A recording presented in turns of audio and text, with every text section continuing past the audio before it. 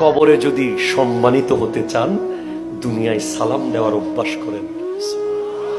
আমরা সালাম নিতে অভ্যস্ত বেশি, দিতে আমাদের যে কষ্ট হয়, মনে হয় শিকল দিয়ে কে টান দিয়ে ধরে রাখছে, কয় খবরদার তুই না অমুক সালাম দিস না, তুলে দিব। রোডের মোড়ে দাঁড়িয়ে থাকি এরকম মুড নিয়ে, ও সালাম দিব ফাল্লা দিয়ে ফলো বহুত সালা করা দিতে মা দিতে দুনিয়া উল্টে নদীম সালাম আজি ফল একে ফিরি যারবই ইবে খদ্দে কিরেতে বেয়া দেখা না বই আসে না নাই কথা কন। বড় হলেও সালাম দেন, ছোট হলেও সালাম দেন, বাচ্চা হলেও সালাম দেন, বিবিকে সালাম দেন, সন্তানকে সালাম দেন, ড্রাইভারকে সালাম দেন, দারোয়ানকে সালাম দেন।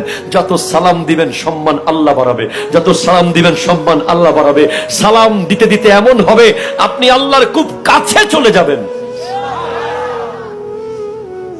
জিজ্ঞেস করছেন ইয়া রাসূলুল্লাহ সালাম কে আগে দিবে? মন্ত্রী না কর্মী, হুজুর না মুসল্লি, স্বামী না স্ত্রী? স্বামী না স্ত্রী? স্ত্রী কিনলে শুনো দিই, স্বামী কিনলে ডরে।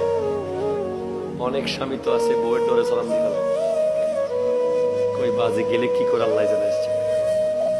পুরুষ তুল সিন্দানি শুরু করে যাওয়ার লগে লগে ঠিক কিনা কর স্বামী মোটামুটি।